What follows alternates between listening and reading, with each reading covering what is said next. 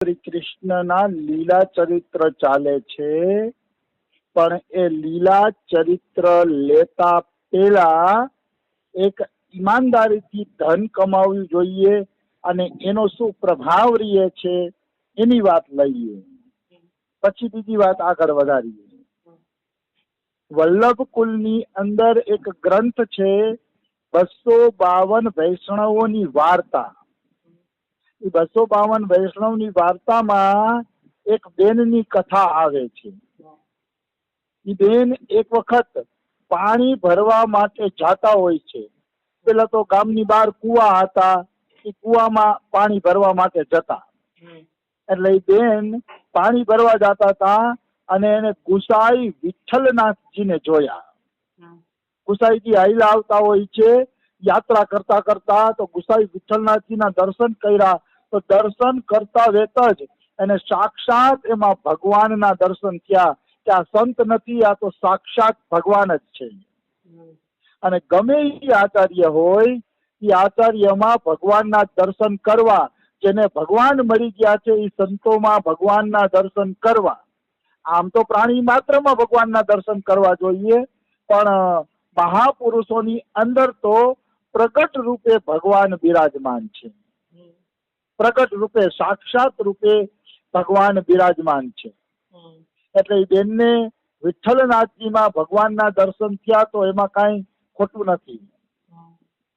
તો એને વિઠ્ઠલનાથજીને કીધું, ગુસાઈજીને કીધું કે ગુસાઈજી, મારે તમારી શિષ્ય બનવું છે, ચેલી બનવું છે, તમે મને બ્રહ્મ સંબંધ કરાવો, ભગવાનના નામની દીક્ષા આપો. તો ગુસાઈ વિઠ્ઠલનાથજીએ જોયું કે બેનનો ભાવ બહુ સારો છે, એટલે વિઠ્ઠલનાથજીએ કીધું કે ભલે હું તને દીક્ષા આપી શકીએ. અને ગુસાઈ વિઠ્ઠલનાથજીએ એ બેનને મંત્ર દીક્ષા આપી દીધી, બ્રહ્મ સંબંધ કરાવી દીધો. હવે જે આ બેન હતી એનો દીકરો હતો એ લૂંટારાઓનો સરદાર હતો, અને એની નીચે 150-200 લૂંટારાઓ કામ કરતા હતા. તો આ બેને એના દીકરાને કીધું કે બેટા, મેં વૈષ્ણવી દીક્ષા લઈ લીધી છે, એટલે હવે તારે છે ને કે કોઈ વૈષ્ણવોને લૂંટવા નહીં. ભલે સાધારણ મનુષ્યને તું લૂંટસ તો લૂંટજે, કઈ વાંધો નહીં, પણ આજ પછી તું કોઈ વૈષ્ણવોને લૂંટતો નહીં. આપણે એમ થાય કે આ બેનની દીક્ષા કેવી? દીક્ષા લીધી હોય તો દીકરાને ચોરી કરતા અટકાવવો જોઈએ, તો કેમ નથી અટકાવતા? તો કે ધીરે ધીરે અવગુણો જાય છે. દીક્ષા લેતા વેત જ એક જ દીમાં આખું પરિવાર સજ્જન બની જાય, ઘર આખું સજ્જન બની જાય ને ગામ આખું સજ્જન બની જાય ને, એવું નથી હોતું. એ ધીરે ધીરે ભજનનો પ્રભાવ વધતો જાય છે, એમ એમ વ્યક્તિ સુધરતો જાય છે. એક દીના ખેલ નથી. અમે 15 વર્ષથી વ્રજમાં ભજન કરી છે, તો એ ક્યારેક તુતુ મેમે થઈ જતી હોય છે કોકારે. તો એ તુતુ મેમે એટલે થઈ જતી હોય છે કે હજી કાંઈ મનમાંથી વિષયો બધા થોડા નીકળી ગયા છે. આવી વસ્તુ છે. એટલે મનુષ્યએ થોડુંક ધૈર્ય રાખવું પડશે આ માર્ગની અંદર. એકદમથી કોઈ આ માર્ગમાં સિદ્ધ નથી બની જતું. તો એ બેન ના છે ને એના દીકરાના અવગુણ જાશે, પણ ધીરે ધીરે.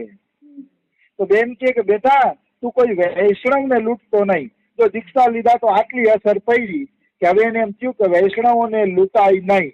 આટલો તો ફેરફાર થયો ને, 25% તો ફેરફાર થયો ને. એટલે પછી એના છોકરાએ કીધું કે માં, તારી આજ્ઞા સર આંખો પર, હું કોઈ પણ વૈષ્ણવને લૂંટીશ નહીં, પણ મને એ તો કે મારે વૈષ્ણવ કોને જાણવો?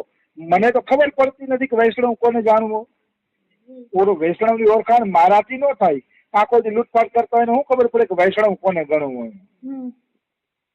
તો એની માં કે છે, બેટા, તારાથી વૈષ્ણવની ઓળખાણ નહીં થાય.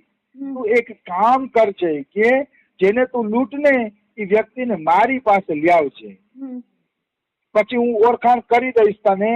વૈષ્ણવ હોય તો તું એને જવા દેજે, અને વૈષ્ણવ ન હોય ને તો લૂંટી લેજે. તો કે ઠીક છે પાકું માં, હું તારી પાસે લાવીશ. તો આ રીતે એનો છોકરો લૂંટપાટ કરે અને જેને લૂંટી લે ને એને મા પાસે લાવે. એટલે માં જોઈને કહી દે કે આ વૈષ્ણવ નથી, કાંઈ વાંધો નહીં, એને લૂંટી લ્યો. અને વૈષ્ણવ હોય એને જવા દે. તો હજી સુધી કોઈ વૈષ્ણવ નતો આવ્યો. એક વખત એના છોકરાએ 11 જણાને પકડી અને મા પાસે લઈ આવ્યા, અને માને કીધું કે માં, આ 11 જણાને લૂંટવાના છે, જોઈ લે આમાં કોઈ વૈષ્ણવ નથી ને.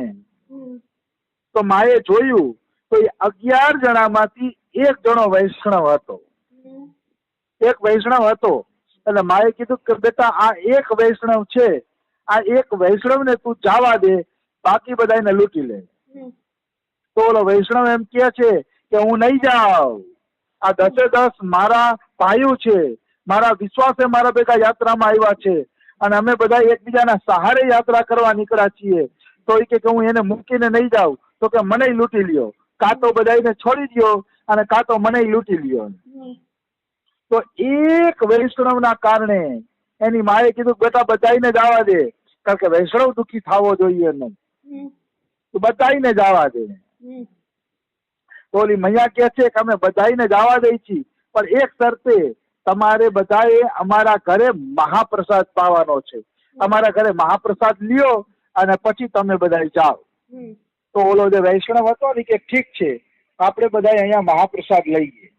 હવે અહીંયા પાછો એક પ્રશ્ન ઉપસ્થિત થાય કે એની માં ચોરીનું ધન ખાતી હતી, તો આ વૈષ્ણવે કેમ કીધું કે અમે તમારા ઘરે મહાપ્રસાદ લેશી? તો એમાં ચોપડીમાં સાર આપ્યો છે કે વૈષ્ણવોએ હંમેશા ક્ષમાશીલ બનવું જોઈએ.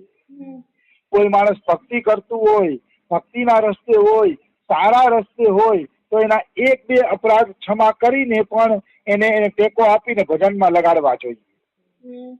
એટલે ધીરે ધીરે એના જે અપરાધો છે એ દૂર થઈ જશે અને ધીરે ધીરે એમ કે ભગત બની જશે. બધી જગ્યાએ છે ને ધીરજની વાત આવે છે. બોલો વૈષ્ણવ એમ કહી દે કે ના તારો છોકરો તો ચોર છે, અમે તારા ઘરે ભોજન નહીં લઈએ, તો ઈ ઓલી ને આઘાત લાગે, ને આઘાત લાગે તો ભક્તિ છૂટવાનો ભય રહે.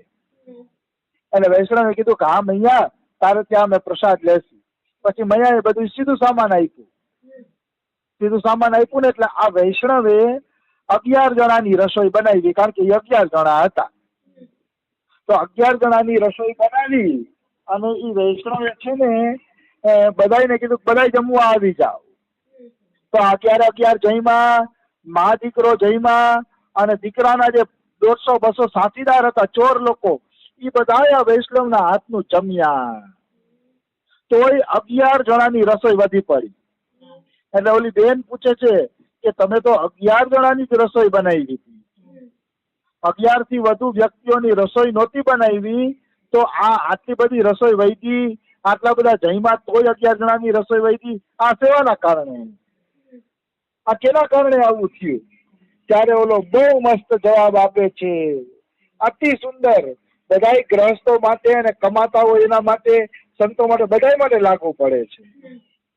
બહુ સારો જવાબ આપ્યો કે મૈયા અમે ઈમાનદારીનું ધન કમાઈને ખાઈ છીએ કે એટલે અમારા હાથમાં એવી તાકાત છે, અને શ્રીનાથજીએ વરદાન આપ્યું છે કે ઈમાનદારીનું ધન ખાશે એના હાથની વસ્તુ કોઈ દી ખૂટશે નહીં, એની વસ્તુ અજર અમર થઈ જશે, એ વસ્તુ વાપરવા છતાંય ખૂટશે નહીં. કે અમે ઈમાનદારીનું ધન કમાઈ છીએ, એટલા માટે અમારા હાથમાં એટલી તાકાત છે, અમારા પૈસામાં એટલી તાકાત છે કે કોઈ ખૂટે નહીં. ત્યારે ઓલો ચોર એમ કે છે કે તો મને આવી રીત શીખાડો ને, મારે ઈમાનદારીનું ધન કમાવવું છે કે આ તો અમે ચોરી કરી છે તો ભેગું નથી થતું. ત્યારે ઓણે કીધું કે તો બેટા તું ચોરી છોડીને ખેતી કરવા માંડ, ખેતી ઈમાનદારીનું ધન છે. પછી ઓલા ચોરે ચોરી છોડીને ખેતી ચાલુ કરી દીધી, તો ઓલા 150 જણા સુધરી ગયા અને એમાં લખ્યું કે ગામ આખું વૈષ્ણવ બની ગયું. એક ભક્તના પ્રતાપે ગામ આખું વૈષ્ણવ. પછી બધાએ ધીરજ રાખી. આ ચોરને એના મોઢા તોડી લીધા હોત તો વૈષ્ણવ નો બનાતે. થોડીક ધીરજ રાખી તો ધીરે ધીરે ગામ આખું વૈષ્ણવ બની ગયું. અને છેલ્લે આ કથાનો સાર લખ્યો તો કે વૈષ્ણવોએ હંમેશા ઈમાનદારી પૂર્વક ધન કમાવવું. જો ઈમાનદારી પૂર્વક ધન નથી કમાતા તો ઘરનાને તો નુકસાન કરે છે, ઠાકુર પણ એ ધનની સેવાનો સ્વીકાર કરતા નથી, બિલકુલ સ્વીકાર નથી કરતા. એટલે જેનું ઈમાનદારીનું ધન છે ને, તમે જોજો એમાં રહે બરકત હશે. એ ગમે એટલું વાપરશે ને તો એને તૂટશે નહીં, પૂરું થઈ જશે. ખર્ચો વધી જશે તો પૂરું થઈ જશે. અમારા રમેશ બાબાને ત્યાં લાખો કરોડો રૂપિયાના ખર્ચા છે તો એ પૂરા થઈ જાય છે. અમારા બાબાને ત્યાં ખર્ચો મોટો છે, ભલે રમેશ બાબા જેવડો નથી, મોટો, પણ મેં આજ સુધી સાંભળ્યું નથી કે બાબાની આ ધન કોણ દાન આપે છે. ખરેખર કહું છું, મારા 18 વર્ષ થઈ ગયા બાબા પાસે દીક્ષા લીધી અને 15 વર્ષથી બાબાને ઓળખું છું. મને આજ સુધી ખબર નથી કે કયો વ્યક્તિ અહીંયા ધન દે છે. મેં એને કોઈ દી જોયા નથી કે નથી અમારા બાબા કોઈ દી એનું નામ બોલ્યા. આવી વસ્તુ છે. અને ધનની કાંઈ કમી રહેતી નથી. હમણાં અમારા ગંગારામ ભાઈએ ગ્રુપમાં એક સૂચના મોકલાવી કે 21 તારીખે ગુરુ પૂર્ણિમા છે અને એના 2 દી પહેલા એટલે કે 19 તારીખે શ્રીજી મંદિરમાં અમારા બાબા તરફથી ફૂલ બંગલા અને ભજન સંધ્યા છે. તો જે વ્યક્તિઓને ગંગારામ ભૈયા